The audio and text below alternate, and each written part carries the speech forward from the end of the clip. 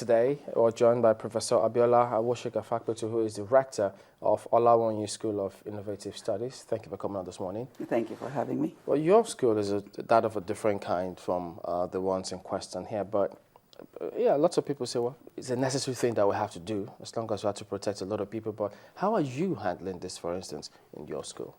Well, just make sure there's a lot of water and a lot of soap. These are adults, younger adults, and so they understand the ramifications of the virus.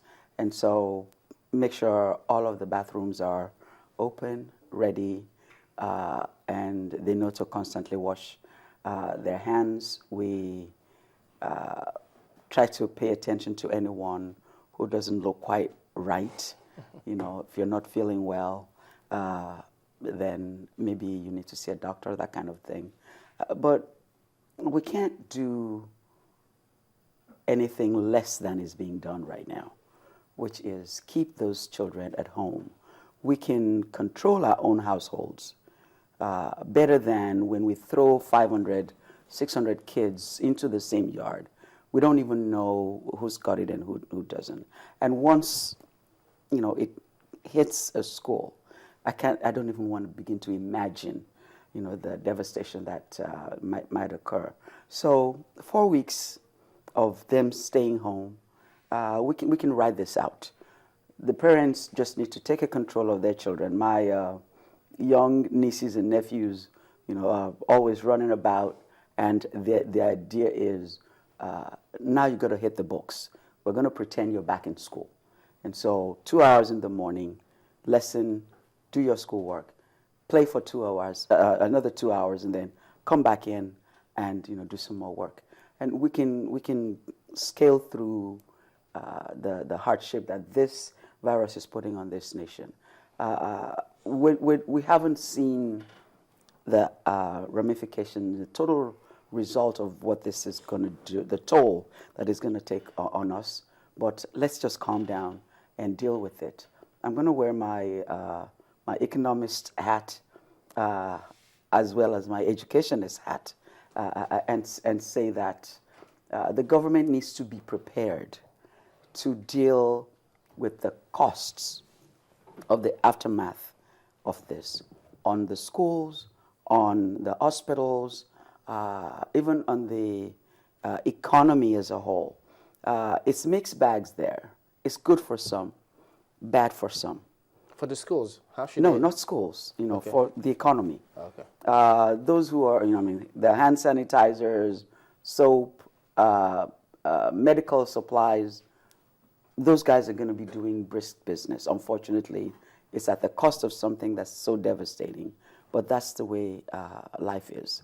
But we need to now be cautious and not gouge our people, not take undue advantage of what, you know, this is doing.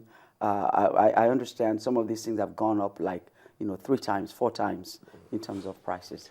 Yeah, let's be, let's curtail this and not gouge the people.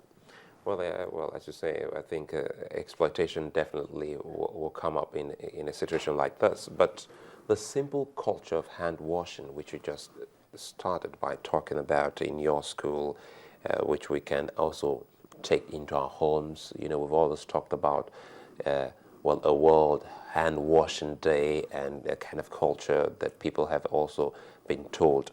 How well can we put this into the hearts and minds of the pupils, especially now that they are homes? Is the awareness enough that we have passed so far? Well, the children are very absorbent, if you will.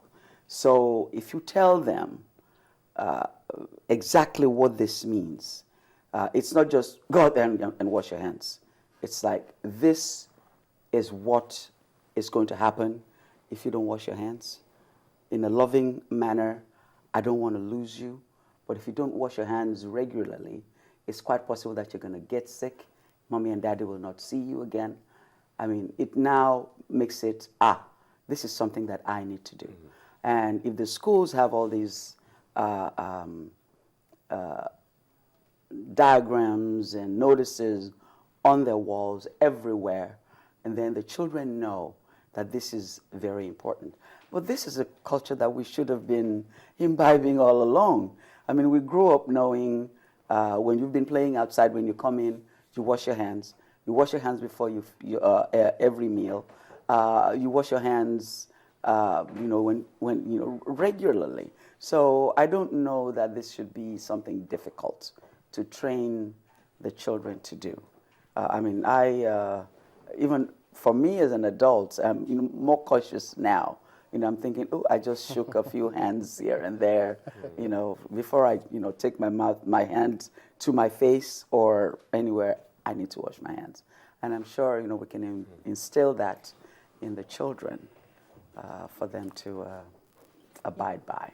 You talked about cost, the implications of this to schools and the economy. Do you want to shed a little more light on just what the costs will be? Let's take it from the hospital's perspective. For me, I would think twice before actually going to a hospital for any routine check at this time. And so the kind of business that they would be doing ordinarily, whereas I would go in, I want to do a blood check, I want to, just ordinarily, that is probably going to slow down. The agricultural sector, for example, people, if they panic, then we're in trouble with seed time, harvest time. If we don't pay attention there, we might lose some productivity in that area. People who are sick, people who are quarantined, they lose work time, they lose productivity, probably lose money. People who are afraid to do business in certain areas, they will lose productivity in those areas. And so it's not a big thing right now, but as individuals in the economy, we'll find out that it adds up at the end of the day. The government... Yeah, I was just going to ask you, specifically for the schools, what costs do you see them incurring as a result of this? Well, now if the schools are shut, it might minimize it. But now, nobody was thinking of buying medical supplies before school started, and Ebola is now forcing them to do that. So you're spending more money on the sick bay. You're spending more money on buying equipment to test the children. You're spending more money on buying detergent, soap, hand sanitizers to make sure the children are safe. And so these are additional costs that, you could say they're going to pass it on to the parents, but they're costs, so the parents are bearing it, the economy is bearing it. And so the cost of getting the children protected is one that the schools will face. Now, the calendar is going to now have to be accelerated. Again, some of that will take a toll. Not only on, if a school is going to do it right, then they've got to work double time for the children to catch up, because the WAEC or whatever exam that they take will not be postponed or moved unless the government decides to do that. So whereas if I'm going to fix this kind of time gap, I've got to put an additional person in the picture to make sure that we double tag these children so that they can make the deadlines that we're supposed to make. So the cost of the teachers, the cost of the tutors, adds to what the schools have to bear. Do you think that they'll be able to handle it and then learn what they were supposed to learn, even if they double tag it? No, I don't see any problem with that. Children have the capacity to absorb anything that we throw at them. You just have to make sure that you plan it well.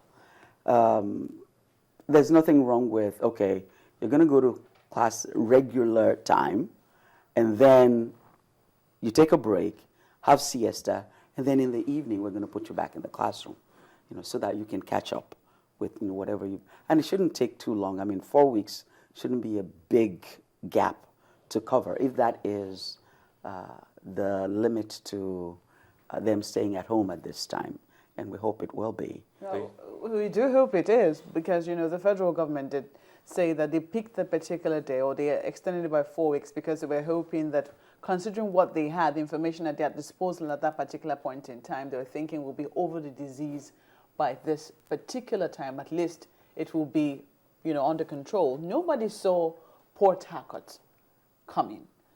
So do you think that we could be in for another extension? Well, it's a possibility.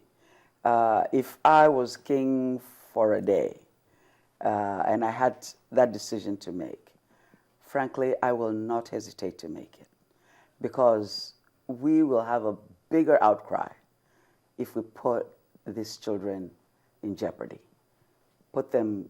Take them to school, and then one school gets hit, and we have 20, 25 children involved. I mean, it will not be pretty.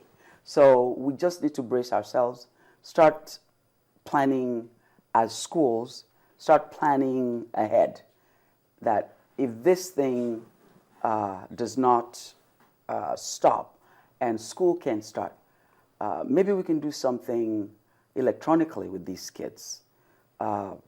Start engaging them at home.